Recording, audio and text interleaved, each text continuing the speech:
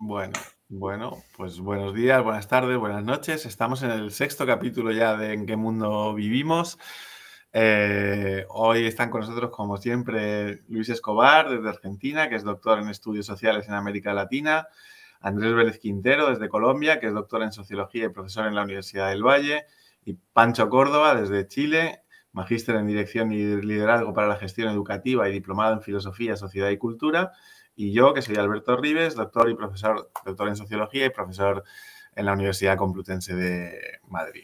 Y bueno, hoy tenemos un libro muy interesante de Vicenzo Susca, o Vicenzo Susca, que se llama Afinidades conectivas, Sociología de la cultura digital, que es este libro que tenemos aquí.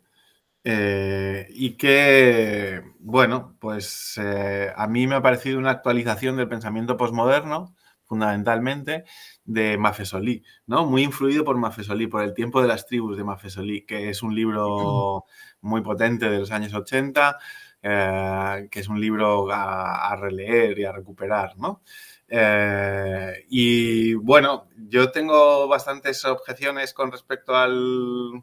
No tanto al diagnóstico, que me parece muy interesante, el diagnóstico que hace del mundo contemporáneo, de las afinidades conectivas, etcétera, etcétera, pero sí con respecto a la posición, el tono, digamos, el tono y la celebración de la realidad. Pero bueno, eso lo iremos viendo poquito a poco.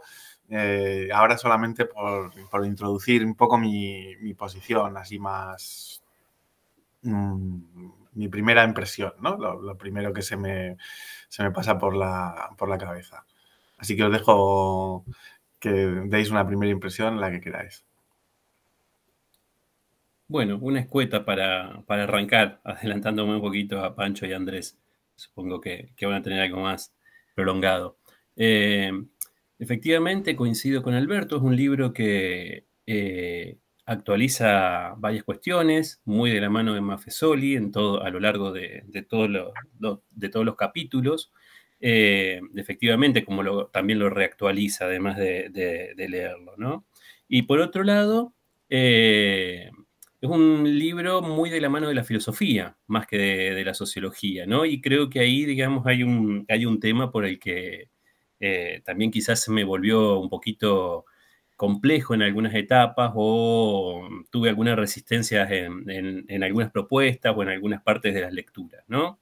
Pero en sí, digamos, efectivamente hay un diagnóstico que es actual y un diagnóstico muy asertivo, me parece, en relación a los temas que plantea. Así que como que es un libro con claroscuros, por decirlo, por lo menos desde mi lectura. Así que bueno, eso como para introducir.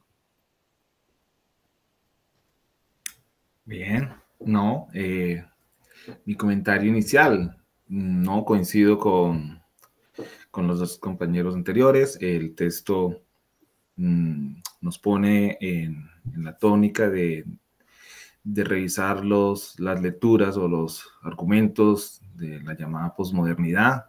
Nos pone en esa línea, los revitaliza, los pone en contexto actual con todo el desarrollo tecnológico, comunicaciones, o sea, muy sintonizado pues con el momento actual, trayendo pues, como dice Alberto, a Maffesoli, y pues nada, sí, a veces en un principio un poco difícil la lectura, pero a medida que se va avanzando, se va uno familiarizando con los términos, con las posiciones, y se me hizo un poco más digerible. Luego ya recoger algunas de sus tesis y pues nada, esperemos ahorita más adelante entrar en ellas y discutirlas y pues nada, ese es como mi primer comentario. Bien, voy a empatar. 2-2. No, pero más allá de eso, lo único que quiero ahora es leer al señor Maffesoli este. Hay un montón de bibliografía que trae el libro que yo no lo traigo en mi experiencia de lectura, de aprendizaje. Sí, he leído algunos pomos y esto me estuve todo el libro pensando en Deleuze y Guattari, en todo el trayecto, en esta como... dije, aquí en algún momento me sale la palabra rizomático, ¿no? No lo encontré en todo el libro, pero lo rizomático iba a aparecer en algún momento, ¿no? Pero la perspectiva para mí de este libro, siempre yo les voy diciendo a ustedes como cierta utilidad política, cierta cosa, es que en el área de la comunicación política estamos buscando por varios lados tratar de comprender al nuevo sujeto social, el sujeto político, llamémosle a este individuo digitalizado. ¿Ah? Porque hay cambios en las conductas electorales, hay cierta sincronicidad entre la caída de la adhesión a la democracia, la desestabilización de las instituciones, el auge de ciertos de autoritarismo y liberales. Están pasando cosas. Entonces a mí el libro, cuando lo leí por primera vez hace un año, me pareció súper interesante, pero ahora me pareció práctico. Y les explico por qué.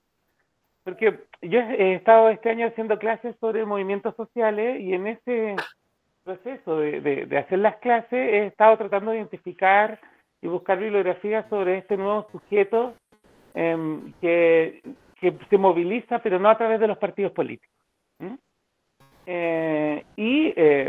Marie-Thérèse Vampa le llama que tiene una narrativa autonomista, Players le dice el alter activista, Benjamin Arditi igual trabaja a este nuevo sujeto, y hay varios que lo están tratando de caracterizar y tienen estas afinidades conectivas dentro de su proceso de movilización política, de cómo se organizan, no hay verticalidad, es más horizontal, participan por adhesiones más nómades. Entonces, me parece un autor que te obliga de alguna manera a pensar o a buscar, o a ver perspectivas sobre por qué los políticos están haciendo lo que hacen, cómo puedes trabajar con ese tipo de sujetos, como que te profundiza. Pero es súper limitado lo que ofrece Susskind. Ese creo que para mí, después viendo algunas limitaciones, pero para quienes estamos en la búsqueda de cómo conectamos, cómo nos comunicamos, cómo trabajamos la simbología, los significados de las experiencias sociales, y cómo conectar la política y la racionalidad a la izquierda, además. Con estos sujetos, creo que Susskind hace un abordaje que es menos filosófico que Sabine, que otros, o Byung-Chul Han, que están haciendo una cuestión un poquito más etérea. Yo creo que Susskind hace como una apuesta más a piso. Así que vengo a defender al caballero en su atrevimiento de escribir lo que escribió. Bueno, no sé si vamos a atacarlo, pero sí habrá alguna crítica, por lo menos por mi parte. Sí. O sea, me parece muy interesante el análisis que hace de las afinidades conectivas y de todos estos nuevos sujetos digitales, etcétera, y cómo huyen de las jerarquías y todo eso. Me parece muy interesante. Lo que le veo es poco drama, ¿no? Por eso decía antes del tono. O sea, a mí me parece que lo que él está describiendo es realmente para echarse a temblar, ¿no? O sea, ese nuevo mundo con esos nuevos sujetos digitales que están obsesionados con el presente, con el estar ahí, con el estar juntos, con ese tipo de relaciones, etcétera, etcétera, es lo que precisamente correlaciona, yo creo que muy bien con la emergencia de líderes autoritarios, cosa que a él se le escapa, ¿no? Se le escapa o lo ignora. Y yo creo que él se la jugaba mucho, y no me extiendo mucho, pero yo creo que se la jugaba mucho cuando abordaba el tema de Trump y los líderes semi-autoritarios o autoritarios, o como queramos llamarlos, ¿no? Y ahí, para mi gusto, pues se queda muy corto, ¿no? En su reflexión y en su análisis, ¿no? Porque por un lado el libro entero es celebratorio todo es una celebración de la vida más allá de lo jerárquico, más allá de los grandes relatos, más allá de las grandes ideologías, más allá del Estado, más allá de todo. Y todo es una celebración y todo es una fiesta, y sin embargo lo que estamos viendo es que en este momento nos encontramos con la emergencia de estos líderes tan problemáticos, ¿no? Y ahí él no da una respuesta muy buena, simplemente viene a subrayar que existe este fenómeno, ¿no? Y yo por lo menos no le he encontrado una buena explicación sobre cómo se desarrollan, cómo se conjugan esas afinidades conectivas con estos hiperliderazgos actuales, ¿no? Que son precisamente lo contrario, o deberían ser lo contrario, o lo que sea, ¿no? Entonces, por ahí es una de mis primeras reflexiones críticas, ¿no? Poniendo de manifiesto que sí que me parece muy interesante todo el desarrollo del análisis de las afinidades conectivas, y que algo de eso hay en la realidad, sin duda, ¿no? O sea, que creo que él está apuntando con un buen arsenal teórico, etcétera, a elementos que suceden en la práctica, ¿no? Y que nosotros sabemos que están ahí y que están funcionando, ¿no? Pero el tono celebratorio es lo que a mí me causa más problemas. Sí, también más o menos coincido por ese lado, Alberto, digamos, ¿no? Sí, efectivamente hay un gran arsenal, hay un buen análisis de estas afinidades conectivas, de estas nuevas comunidades, digamos. Me interesa mucho, digamos, también cuando se mete con la parte de la imagen, que me parece que es central, ¿no?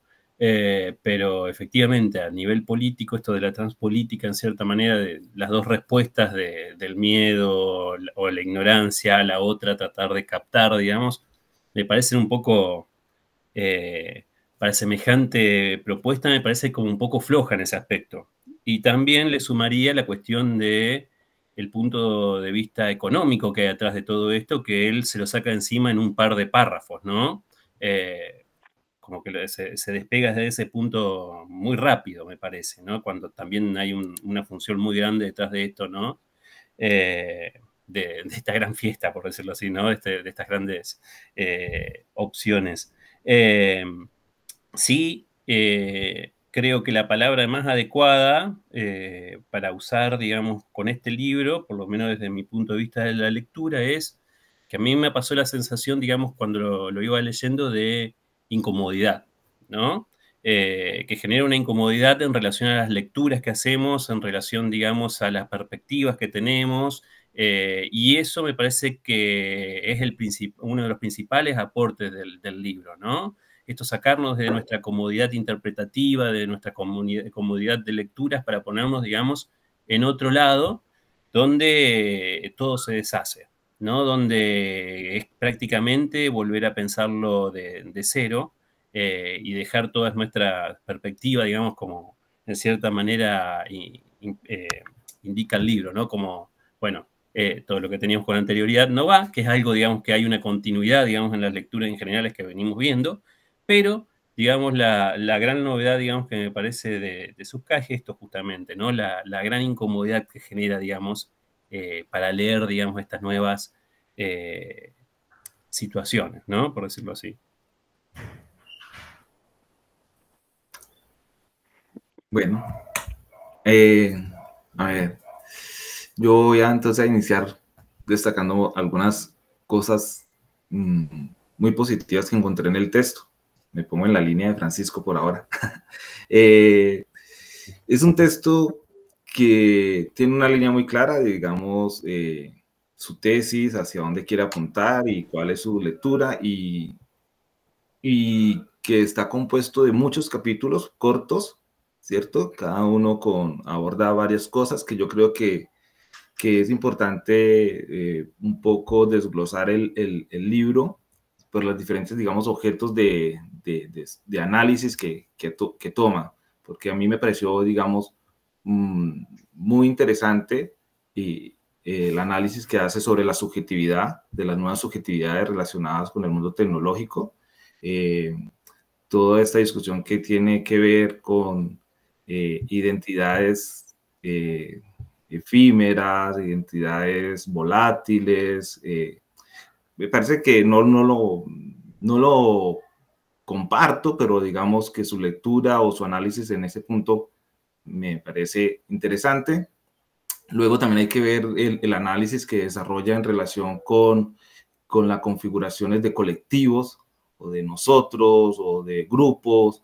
Esa parte muy... que allí también me pareció que quedó faltando un poco lo que... algo que, pues no sé, Francisco lo mencionó, no como faltante, sino como invitación a pensar, pero digamos el hecho de poder hacer un análisis desde esa perspectiva de los nuevos movimientos sociales que los menciona, pero digamos que no se adentra en ellos para poderlos mirar desde esa perspectiva. Los tiene allí como acompañando, pero digamos que faltó, digamos, ese trabajo más sociológico, más empírico sobre esas situaciones. Pero hay un aporte allí. Lo que más me atrajo del texto es el análisis que hace en relación con la tecnología, los nuevos medios de comunicación, de conectividad, con el desarrollo del Internet, todo esto que recoge McLuhan, no sé si lo pronuncié bien, en relación con ese entorno que se nos vuelve esa nueva ecología de la vida social o sea, que imposible pensar hoy el mundo social sin estar inmersos en la tecnología y cómo, digamos, la pone en análisis para poder comprender estas nuevas realidades, este nuevo contexto, esta nueva temporalidad. Eso me gusta mucho, me gusta esa relación que hace con ello. Otro nivel de análisis me parece que tiene que ver ya con lo de lo político y toda la incidencia, o sea, es como otro trasfondo en el cual ingresa. Y bueno, y ahí es donde propone lo de la transpolítica, y pues bueno, eso sí genera mucha discusión, mucho ruido, difícil de asimilarlo, digamos, de comprender un mundo social transpolítico, no sé, es difícil de poderlo comprender, pero pues él ahí se la juega y digamos tiene sus recursos y apela, digamos, a variables, digámoslo así, que pues, por lo menos yo no las habría considerado o no las considero, pero pues bueno, ya las puso en discusión y obviamente habrá que seguirlas teniendo en cuenta. O sea que son varios niveles que el texto ofrece para uno discutir, para uno mirar, y me parece pues que eso es muy, muy rescatable, que están allí, digamos, entre todo ese conjunto de capítulos que hay que irlos tratando de irlos sacando. Pero bien por todas las discusiones en el libro que nos propone. Bien. Yo estoy de acuerdo con Alberto, con Luis y con Andrés. Estoy de acuerdo con Alberto de que él es un entusiasta. Está como fascinado con esto que está ocurriendo y me da la impresión de que su entusiasmo va en que aún así, a pesar de, hay cierta capacidad de rebeldía, de resistencia y que se fuga por algún lado que no es controlado por las lógicas modernas, pero tiene como que aún queda pulsión de vida, por poner mucho Nietzsche, hay alguna cosa ahí como recuperar el cuerpo, como la experiencia de vida, porque me pasa con mis compañeros de la universidad, que la mayoría tienen cuando entré 18 y 25 años, el grueso, en comparación a cuando yo entré en la universidad, en mi primera carrera, hace ya 20 años, hay un discurso súper distinto del proyecto de vida. Hace 20 años uno tenía cierta ruta establecida y hoy día los chicos no la tienen. Tienen como sueños más cosas como puede ser, no lo sé, cuestiones más, y tienen también relaciones afectivas mucho más libres, más laxas, hay un mundo igual ahí que no sé a quién una de las críticas que tengo que hacerle a Susskind, no sé a quién le apunta. Es como una generalidad que no sé si se más representa en cierto grupo etario, en cierta generación. No sé también cómo cambia según las clases sociales. Debe ser muy distinta la experiencia conectiva, quizás sí, quizás no, según países centrales, países periféricos, clases sociales.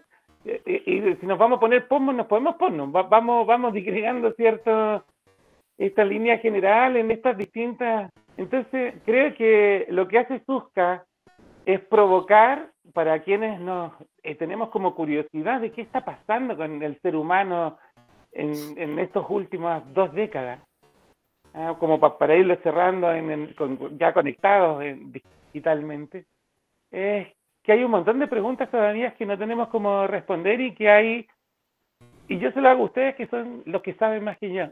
Me hacía esa pregunta cuando leía el libro, en las críticas, porque me encanta la modernidad, me gusta el orden que ofrece, pero no sé si el mundo es postmoderno porque hay una teoría que lo interpreta así, o realmente estamos en un mundo posmo completo. No sé si lo explico, y nos tenemos que hacer cargo de aquello. No sé si es una lucha interpretativa, o es realmente hay un individuo posmo, una cultura posmo, y de alguna manera nos guste o no nos guste, tenemos que leerla de ahí. No sé si me explico, ¿no? Como... porque se me fuga todo, como político, como asesor, está todo tan disperso, ya no hay cómo construir relatos, hay que hacer target, perfilar, recosechar datos, entonces como que la voz universal se perdió, y eso es un hecho. Entonces, a lo mejor, como soy más ignorante, Susskind me deja un montón de preguntas que a lo mejor ya son menos preguntas para quienes ya han escarbado más en los conocimientos de la sociología. Pero a mí, como que en el mundo en que participo y lo que leo de Susskind, y digo, claro, que hay alguien tratando de dar respuestas a experiencias que yo todavía no sé cómo comprender. Es como, por eso me cae bien este caballero, como que se metió donde pareciera ser que no es muy fácil meterse, por lo difícil que es entrar ahí. Cierta valentía le doy a este señor. Muy bien. Sí, estaba pensando, rompo un poco el orden, perdón, pues que algo que se me cruzó mientras hablaban Andrés y Pancho, sobre todo, ¿no?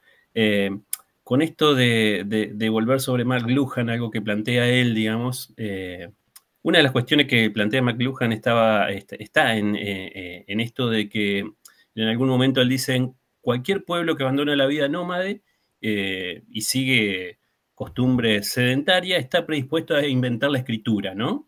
Y lo que hace Susskind es mostrar, digamos, en cierta manera, la ruptura de la escritura, ¿no? Cómo justamente todos estos movimientos, por decirlo así, tienen lo nómade, digamos, como lógica, ¿no? Entonces, bueno, ahí, digamos, hay una ruptura muy importante con nuestras ideas modernas, ¿no?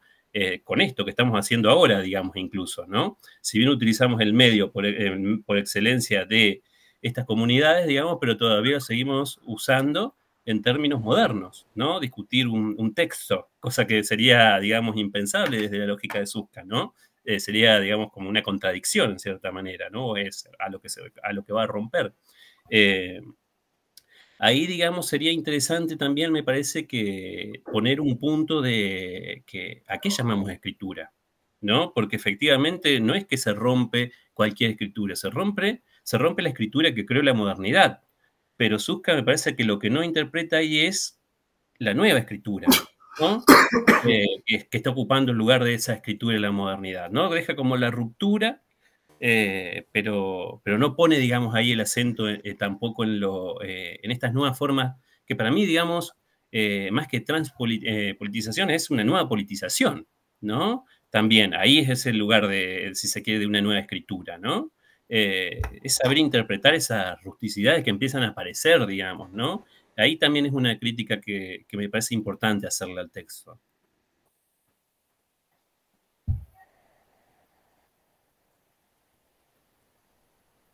Vale, voy yo. Voy yo, vale.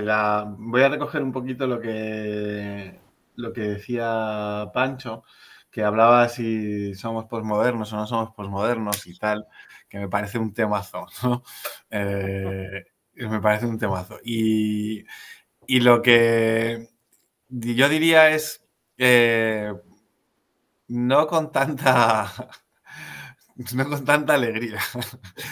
No, o sea, es posible que haya algo, ¿no? De ruptura de lo moderno, eso es evidente, yo creo, ¿no? Hay muchos signos de ruptura moderno. También hay muchos signos de continuidad de lo moderno. Y por eso mucha gente prefiere hablar de modernidad tardía. O de segunda modernidad, o como lo queramos llamar, ¿no? Lo que pasa que en la etiqueta de posmoderno yo creo que va asociado precisamente estos elementos, ¿no? Sí, que se pueden ver desde un punto de vista positivo, como decía Pancho también, como capacidad de rebeldía y recuperar el cuerpo y tal, se puede ver desde un punto de vista positivo que también enlaza con lo que veíamos de Gago, ¿no? Todavía hay resistencias posibles en las formas en las subjetividades inscritas, etcétera, etcétera. Pero también se puede ver como desde un punto de vista más crítico, ¿no? Como la pérdida de la capacidad de la acción colectiva, ¿no? Que es el problema del que nos estamos ocupando también en muchas de estas sesiones, ¿no?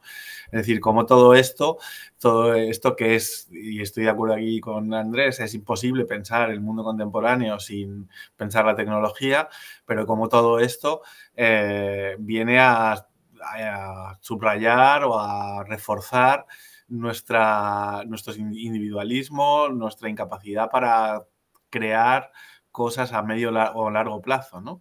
Y de manera colectiva, ¿no? Entonces, por ahí, no sé si hay tanto que celebrar, ¿no? Esa es un poco mi crítica, y eso es un poco la crítica que haría cualquier moderno o alguien que está pensando desde los criterios de la modernidad, ¿no? Y creo que ahí está un poco la discusión en el tono, no tanto en el diagnóstico, que me parece que es muy interesante en líneas generales, y lo comparto bastante. Y creo que explica mucha parte de la realidad, ¿no? Creo que explica mucho de cómo funcionan las cosas en realidad.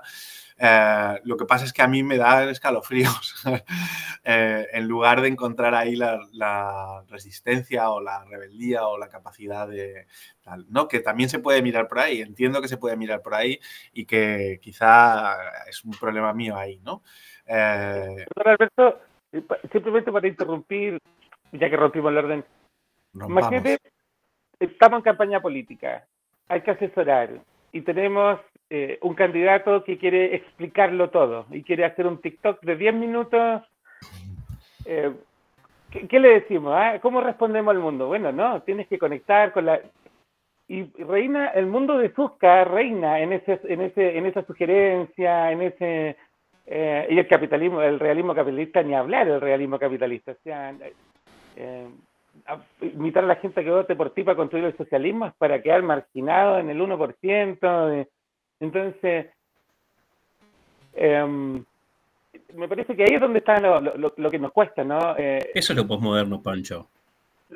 Ahí está ¿cómo? Un buen ejemplo de posmoderno, ¿no? Porque efectivamente, ahí en eso de conectar la empatía y demás, es trabajar con un presentismo eterno, ¿no? No estamos, y acá voy a ser moderno, no se está pensando, digamos, para el cambio, se está pensando para la continuidad, ¿no?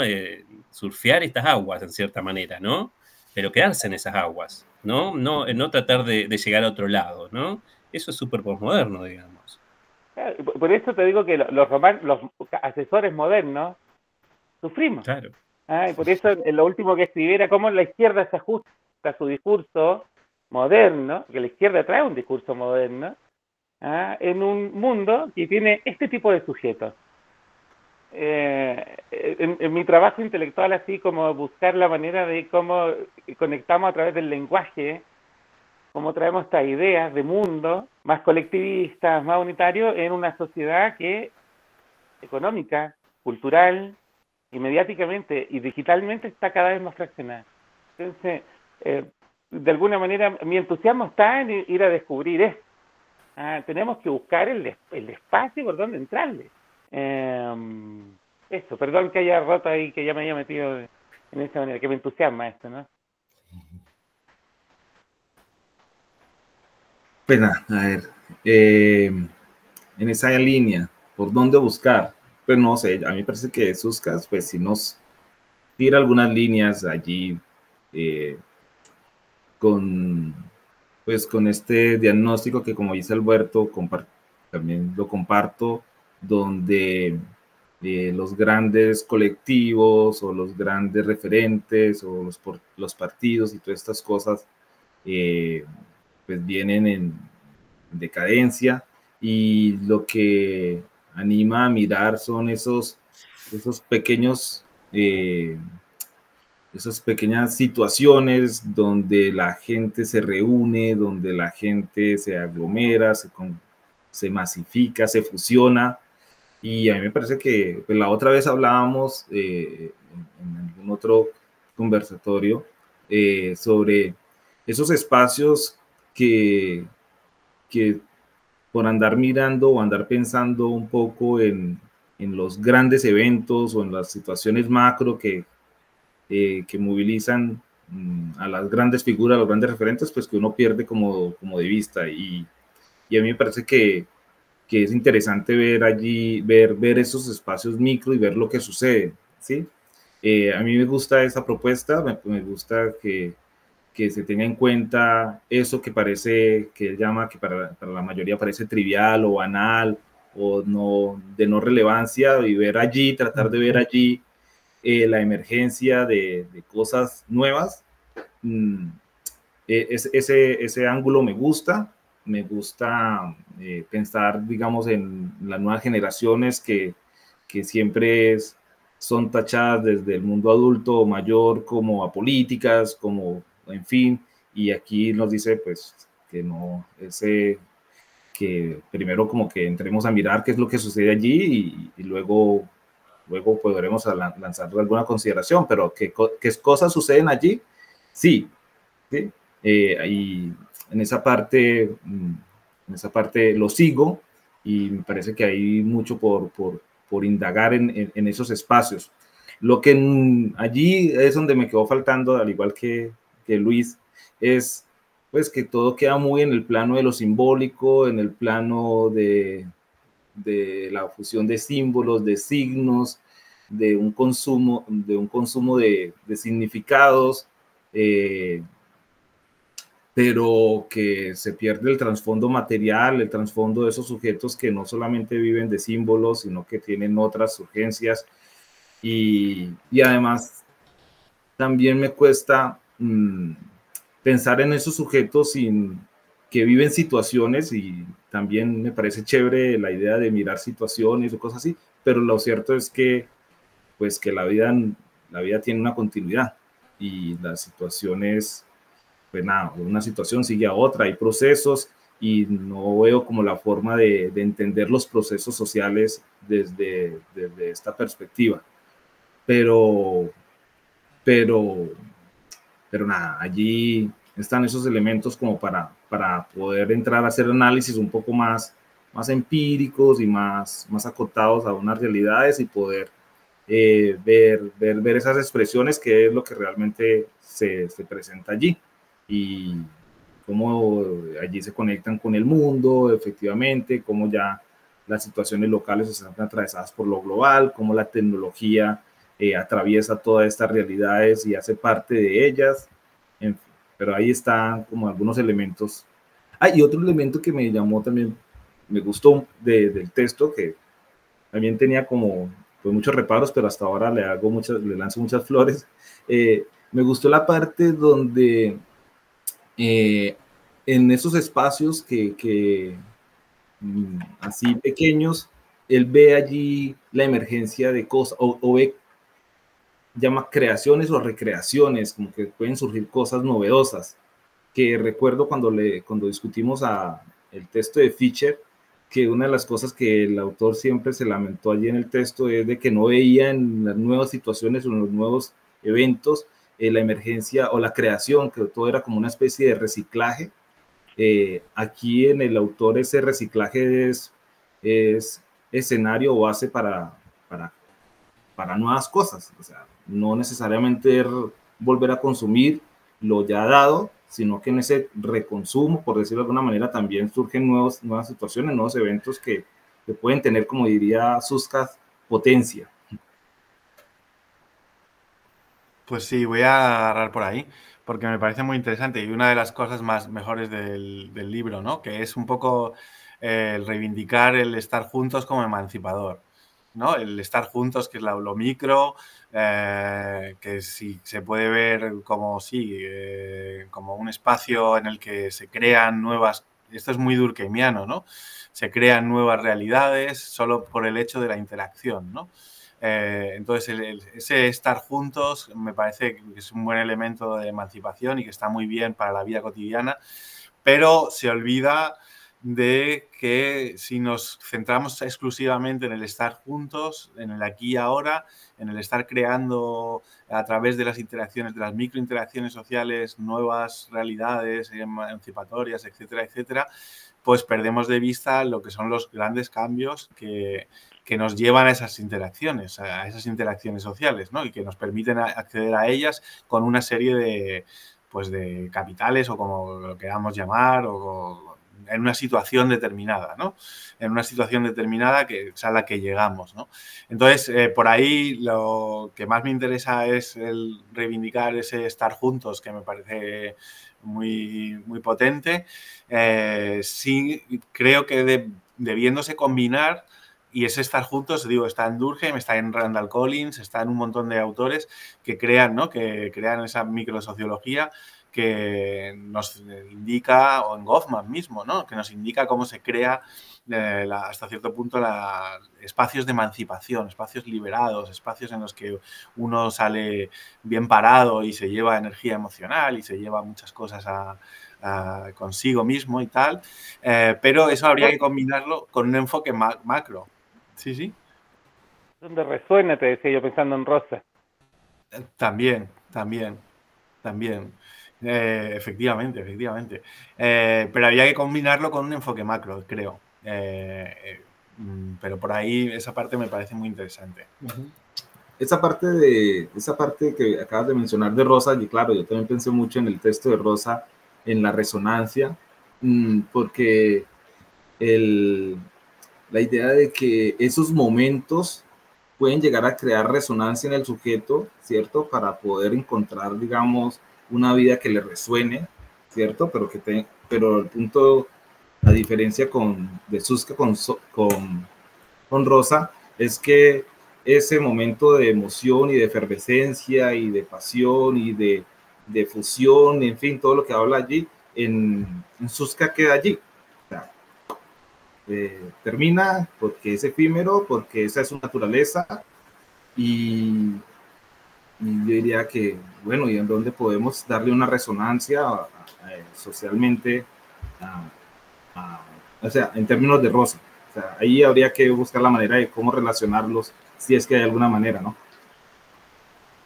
Y es un sujeto más descentrado, ¿no? El de Susska, ¿no? Que el sujeto de Rosa era un sujeto todavía más duro, más fuerte, más... Aquí tenemos sujetos mucho más débiles, ¿no? Mucho más dejados un poco a la corriente del vivir, del transcurrir de la vida, ¿no? Sí. Bueno, y hay una cosa... Dale tú, que ya he hablado mucho. Imagínate yo. Y he hablado mucho y no he dicho nada, que es lo peor.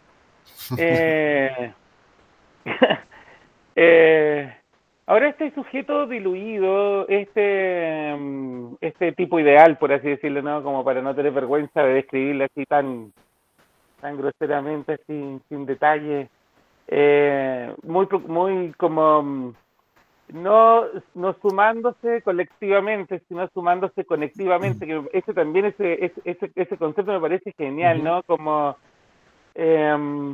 también se va enlazando, yo creo, con elementos como, volviendo a Rosa, todos estos intentos de resonancia que terminan siendo igual a alienaciones.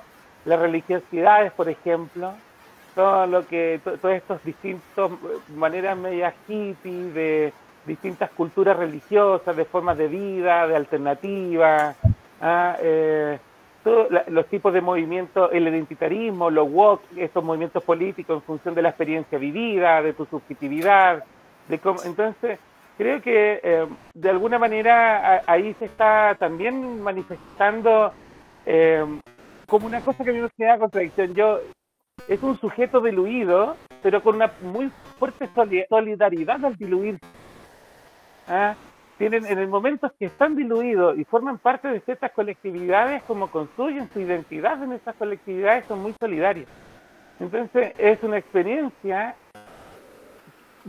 con mucha preponderancia de la subjetividad individual, pero en un sujeto que solamente cobra sentido en la experiencia, en un contacto, en un devenir intrascendente. Y esa falta de trascendencia, desde mi punto de vista, y esto es netamente especulativo, es porque hay una gran generación que de verdad no ve futuro. O si piensa en el futuro, ve caos. Entonces, yo comprendo el consumo de fentanilo y el hacer de tu vida una expresión de arte. En tanto, sentirte que no estás solo porque alguien te coloca me gusta. De sentir de que eres parte de algo porque formas parte de cierto grupo. Entonces, esa mirada macro me da coherencia. El problema es que a veces muchos autores les estamos pidiendo y les pedimos que nos den salida y respuesta cuando yo creo que estamos recién en la fase de ensayo de error de cómo respondemos a estos nuevos fenómenos que están haciendo. O sea, nadie tiene respuesta. Por ahora, como decíamos, bienvenida a la sociología que busca hacer diagnóstico, etcétera, porque la respuesta la vamos a encontrar en la práctica y es darnos de cabeza con una realidad en los que queremos los grandes relatos y salir a luchar por el proletariado y el pueblo trabajador y a la cresta, ¿no? Nada de eso funciona hoy día. Y bueno, ¿cómo respondemos a eso? Perdón que se me salga lo zurdo, ¿no? También estaba pensando, como para agregar, digamos, que me gustó mucho el rescate de Benjamin que hace, ¿no? Sobre el Benjamin, sobre todo de la obra de arte en la época de la reproductibilidad técnica, ¿no? Y cómo, digamos, el aura, a través de ese Benjamin, digamos, justifica este traspaso del aura, en cierta manera, de la obra al público, ¿no? Y ahí justifica bastante bien, digamos, esta idea de la conectividad y demás, y justamente cómo ahora, digamos, cualquier candidato tiene que ir a buscar al público, ¿no? Porque ahí está el aura, en cierta manera, ¿no? Es como a la inversa, ¿no? Cómo se rompe la lógica de representatividad ahí. Eso me parece también algo muy potente en el texto, ¿no? Como puntos a rescatar, digamos, también de positivos, digamos, de las lecturas, ¿no? Eso como un comentario marginal que lo quería decir, que me había quedado guardado. Totalmente. Y es como el problema de tener proyectos. ¿Qué sacas con tener un proyecto cuando al final lo que le tienes que ofrecer es lo que cada quien lo que quiere y lo que espera? Entonces, volvemos al mismo. Yo creo, ahí yo abrazo el pesimismo de Alberto. Lo que pasa es que yo no me quiero pegar un tiro en la cabeza tan joven, ¿no? Entonces, me gustó el comentario tan joven, o sea que no lo descartás. Sí, no, sí. El derecho ese derecho inalienable, pero sí. Bien, pero bueno, buen rescate, sí. Estoy de acuerdo contigo, Luis, de aquello, ¿no? Cómo nos obliga. Bueno, hay un tema que a mí también que os comentaba un poco al principio, decía, claro, se la juega con Trump y con toda esta gente y tal. Y entonces leí y no pude evitar recordar cuando estaba planteando Susca su reflexión sobre estos movimientos populistas, etcétera, y me dio la sensación de que se aproximaba mucho, no sé si a él le gustaría, pero se aproximaba mucho a la dialéctica de la Ilustración de Horkheimer y Adorno, ¿no? Cuando dicen, y he rescatado la frase para leerosla, dicen: los hombres esperan que el mundo, carente de salida, sea convertido en llamas por una totalidad que ellos mismos son y sobre la cual nada pueden, ¿no? Y y un poco creo que comparte algo con esa reflexión que hace Susskind, así un poco de pasada y un poco sin saber muy bien cómo encararlo, ¿no? Desde mi punto de vista, sin trabarlo muy bien, ¿no? Pero, y en ese sentido, comparándolo con palabras mayores como son Horkheimer y Adorno y ese librazo imprescindible que es la dialéctica de la ilustración, que es cada vez más actual, ¿no? Y que me parece un libro que explica muy bien todos estos movimientos populistas y tal, ¿no? Todavía hoy. Y como esa pulsión de destruir, ¿no? De destruir, de ir contra todo, etcétera, etcétera. Y ahí creo que sí que tiene un principio de explicación con respecto a lo que sucede con los populismos, etcétera, etcétera, y que a mí me habría gustado que indagara un poquito más, ¿no? En esa línea y con ese tono, ¿no? Pero claro, les estamos pidiendo que hagan lo que nosotros queremos. Lo que nosotros queremos, efectivamente. Y Alberto, te pregunto, ya que yo me lo imaginé a usted cuando leía y veía las referencias de Simmel y la manera como lo recoge, ¿qué comentario te sale allí con relación a cómo recoge algunas de las ideas y las pone aquí en el texto?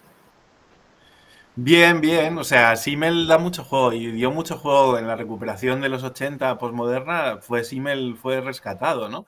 Realmente. Y es un poco la lógica de los fragmentos, del escribir entrecortado, de tal, y un poco su análisis de cosas más o menos superficiales en principio, o más banales y todo esto. Que fue muy reivindicado por los posmodernos, ¿no? Simmel, de hecho, es el gran autor reivindicado por los posmodernos, ¿no? Y tiene sentido, tiene lógica. Es verdad que es una lectura determinada de Simmel que, bueno, pues que pretende de alguna forma, digamos, soslayar la construcción de un sistema que hay en Simmel.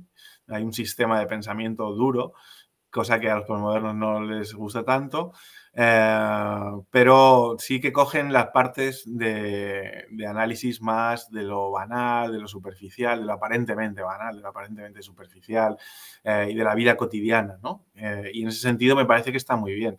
Está muy bien y es muy coherente con respecto a lo que se viene haciendo desde los años 80. Por ahí, sí, me parece que es una lectura coherente con el trabajo de Simmel hasta cierto punto, ¿no? Si olvidamos parte de la teoría de Simmel, que realmente es la parte dura, la parte que ha quedado pues prácticamente olvidada, ¿no? Que es la parte que a él más le gustaba, pero por la que no se le recuerda, paradójicamente, ¿no?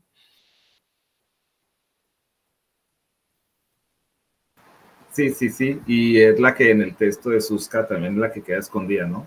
Es la parte donde no solamente son esos pequeños momentos, eventos o esas cosas que le gustó analizar a Simmel, que parecían ¿cómo decirlo? Como fuera de lugar, pero que él lo tenía muy claro en el lugar que hacía parte y lo podía conectar, o así lo asimilo yo, con una lectura mucho más amplia de su sociedad y de lo que había allí.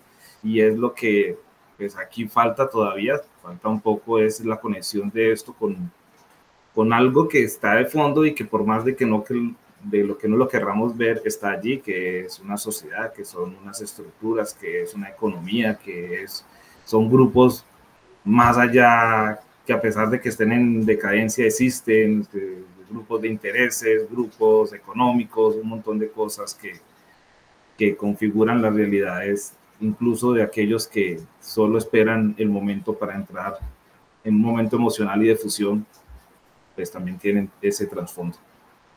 Claro, porque estoy muy de acuerdo, porque en Simmel todo se alimenta, ¿no? Y se acaba estructurando. Y aquí tenemos otra lectura, ¿no? También porque la realidad es distinta, ¿no? No estamos en otro momento, ¿no? Pero sí, muy de acuerdo.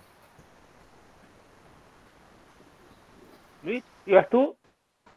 No, estaba pensando también, digamos, en Susca, digamos, y una tradición muy fuerte italiana que hay, ¿no? Que estaría bueno leer este texto en ese contexto, ponerlo en diálogo, digamos, con esos otros contextos, con lo que en sí, digamos, no necesariamente figuran, pero que me parece que sí establece un diálogo de fondo. Se me ocurría, digamos, que este texto puede tener un muy buen diálogo con lo que es el texto de este autor, que no me acuerdo ahora el nombre, Franco Berardi, Bifo, ¿no? Que propone esto del capitalismo semiótico, es decir, digamos, ese capitalismo que fundado, digamos, en el trabajo inmaterial, en cierta manera, ¿no? Y me parece que ahí, digamos, se complementan muy bien porque lo que no aparece de estructura, por decir en cierta manera, o que está alterado en el texto, sí, digamos, se complementa con Bifo desde ese lado, ¿no? Que pone justamente la cierta materialidad que está de fondo de todo esto, ¿no? Como que en ese aspecto me parece que también podría ser un buen complemento para leerlo juntos, quizás, ¿no? Mira, yo quería agregar una crítica que se me estaba quedando al libro y carece igual de análisis o no, ni siquiera aparece la influencia de lo que se trabaja como gubernamentalidad algorítmica.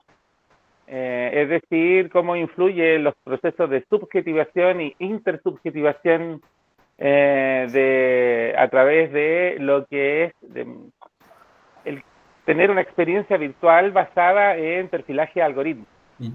Entonces, claramente acá Susca te coloca como un individuo que prácticamente en absoluta libertad es parte de esta carne electrónica, ¿no? Al ritmo de la electricidad y se funden todo esto, pero se le va quedando un poquito cuáles son los fenómenos que van haciendo también y que favorecen a que los sujetos vivan ese tipo de experiencias, ¿no? No es como no es pura voluntad.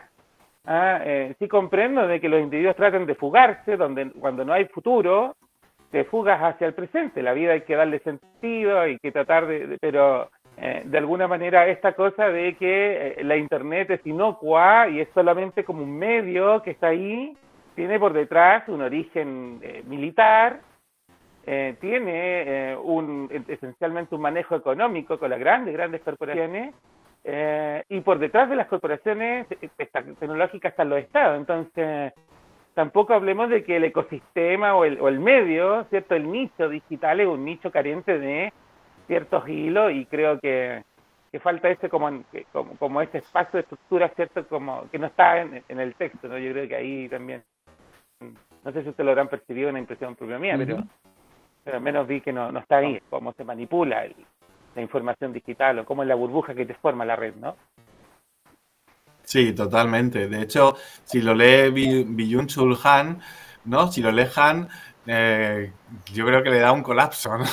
Realmente, ¿no?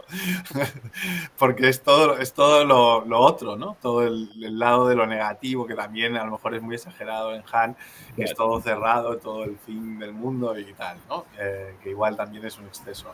Pero sí que estoy de acuerdo que falta algo de eso. Algo de eso. No sé en qué medida, en qué dosis, ¿no? Sin llegar a Han o llegando, no lo sé. Pero sí que falta algo de eso, estoy de acuerdo. Y me gustaría que Han leyera este libro. Y lo reseñara. Que lo comente, que lo lea. Se lo enviamos. Yo quiero hacer un comentario porque recogiendo lo de Maffesoli, que es uno de los pilares del texto, porque cuando yo hice mi pregrado por allá hace ya muchos años, y por acá hay una tormenta, pues mi estudio fue sobre subjetividades, nuevas subjetividades en torno a la práctica del rap y del hip hop, ¿sí? Y este trabajo me apoyé bastante, digamos, en ese caso en Maffesoli, con toda esta onda de las tribus urbanas y los tribalismos y estas cosas. Y allí entré en una discusión o en una conversación con otros textos que habían en el momento sobre la importancia de los medios de comunicación y la incidencia de los medios de comunicación para estas nuevas manifestaciones artísticas, estéticas, para la construcción de las subjetividades en las nuevas generaciones, y todo eso coincidíamos muy bien, pero en el fenómeno que yo pude observar, que es ahí donde ya me tocó desprenderme porque no me ayudaba a entender esto, era que más allá de en lo que yo vi en los jóvenes con los que yo pude trabajar, era que más allá de la experiencia y de lo emocional y de las, ¿cómo decirlo?, de las satisfacciones instantáneas que les traía el hip hop y el rap y la música y el poder encontrarse en la ciclovía y en los conciertos y todas estas cosas, también había un fuerte interés por darle una proyección a su experiencia, a su vida, a lo que diríamos ahora con Rosa les ha resonado, ¿sí? Y entonces toda esta parte en ese momento apoyado en Maffesoli no me ayudaba a entender o a poder hacer ese seguimiento de estos sujetos que la pasaban bien, pero que además querían más cosas, querían era apropiarse o tener otras oportunidades de vida, o sea, construir proyectos de vida, ¿sí? Y entonces, pues solamente allí haciendo un poco ese seguimiento con ellos, era el hecho de cómo esto de pensar de que en los jóvenes esas cosas son efímeras, pasajeras, son para pasarla rico, pasarla chévere, la sociedad no les daba las oportunidades de poder proyectar sus gustos, poder proyectarse más allá de esos momentos. Entonces, la lucha de ellos era poder abrirse en un espacio, un reconocimiento social para poder soñarse en un futuro, para poder, algunos de ellos, pues de sectores populares ya con familia, con hijos muy jóvenes, que tenían ese gusto por el hip hop, pero pues que nada, o sea, sin la posibilidad de que eso les permitiera ir más allá, tenían que dejar eso solamente para los fines de semana y la semana trabajar como albañiles en construcción, y porque era lo único de donde podían obtener lo que necesitan para vivir materialmente, que era dinero, porque no veían la posibilidad de proyectar económicamente como sujetos con lo que a ellos realmente les gustaba. Y el hecho era de que por los adultos era, eso les va a pasar, eso es por el momento, eso es sí, porque son muchachos, y es un poco el discurso que se recoge aquí, con esto de que todo es efímero y esas cosas, y pues las cosas terminan allí, y a todos nos terminamos quedando o creyendo ese discurso, y la verdad es que, pues que estos sujetos, pues creo yo, en los que yo vi, y quieren ir mucho más allá con estas cosas, mucho más allá. Hay algo de fondo, siempre. Pues bueno. Sí, me parece muy interesante, ¿no? Porque es otra vez ir al qué tipo de individuo, ¿no? Qué tipo de sujeto, si es un sujeto tan débil que le da igual, que está viviendo solo en el presente, más inmediato, y está por la experiencia, etcétera, etcétera, o hay un sujeto que en realidad es un poco más duro y que tiene proyectos y que tiene aspiraciones, ¿no? Y que proyecta hacia el futuro, ¿no? Por más que el futuro sea tan incierto y tan problemático como es en el presente, ¿no? Entonces, eso me parece una cuestión de fondo, ¿no? del texto. Esto lo que plantea Andrés. Sí, a eso ayer lo llamábamos en el trabajo la posibilidad de tener, ¿cómo se diría? La construcción de oportunidades sociales, construcción de oportunidades de vida social. O sea, de que ellos mismos sí, ahí sí, como se dice, la agencia les tocaba, digamos, trabajar para poder hacer eso en realidad. La mayoría, evidentemente, abandonaban, ¿sí? O sea, porque pues, el sacrificio es un montón emocional, económico, familiar, pero siempre quedaron algunos que han seguido trabajando y se han seguido conectando, y ha sido muy difícil, y bueno, ahí está, poder tener como esas oportunidades, que uno es que siempre he dicho que la sociedad, el Estado, las instituciones se niegan en brindarles a estos chicos o a estas expresiones pensándolo de que eso es pasajero.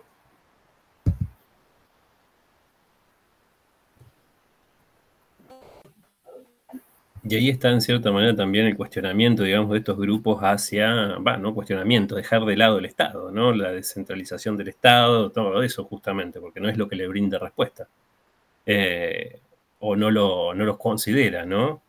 Por eso, digamos, también por ahí es un punto interesante para pensarlos desde ahí, quizás, ¿no?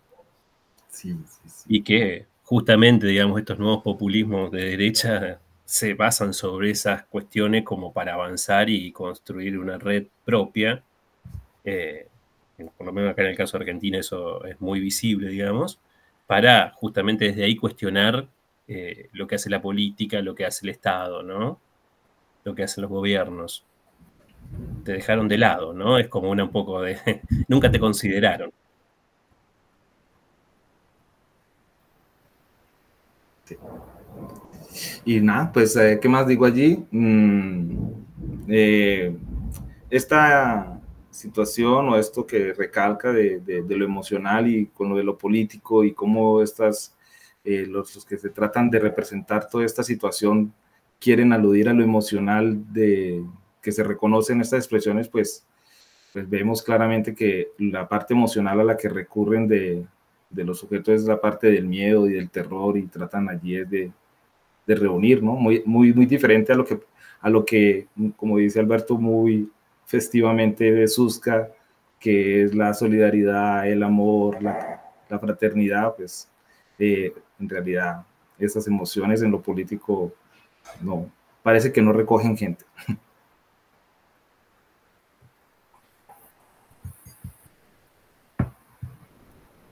Bueno, no sé si os queda algo más que por ahí en el tintero por añadir o damos por cerrado la sesión. A mí simplemente en estos 6 capítulos que llevamos, decir que ha sido súper interesante la pugna, como, no pugna, pero esta cosa de lo moderno y lo posmo, por así decirlo, como concepto de lo que dices tú, modernidad tardía, como reconocer simplemente que estamos en una época en que somos conscientes de cierto cambio que todavía no podemos nombrar, ¿no? Entonces, celebrar esta búsqueda, este atrevimiento, ¿no? De conversar de cuestiones que muchas veces se le pide a la ciencia en su ámbito blando y duros, como se le dice, de tener respuestas para todo, y me parece bien que estemos en un mundo sin respuestas. Yo cada vez que me voy en una conversación con ustedes me voy con más dudas de todas las que tenía. Y creo que es justamente lo que debería suceder, ¿no? Aunque a lo mejor eso es más filosófico que sociológico, pero bueno, a volver a la madre de todas las claro, así que bueno, eso quería comentar nomás. Felicidades.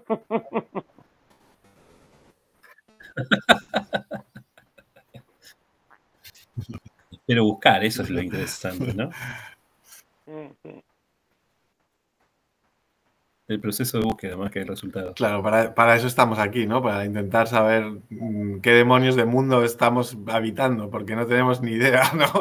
O sea, realmente no tenemos una pista. Entonces vamos buscando en todos los libros a ver si encontramos alguna señal que nos diga por aquí. Sí. Y la señal que el autor deja lo último, pues que me deja como más confundido aún, es la apuesta por el amor y por la definición del amor que hace como elemento aglutinador, aglomerador. ¡Wow! Eso es pues muy chévere, muy bonito, pero muy difícil, porque además definir el amor o tratar de racionalizar es una cosa. Es decir, ahí está la apuesta. No sé, ahí está el coraje de Susca de ponernos a pensar todas estas cosas. Y no más. Vale, pues nada, pues vamos a despedir el sexto programa de ¿Qué mundo vivimos? Y nos vemos en la próxima. Bueno, chao, muchas gracias. Chau, chau. Chao, chao.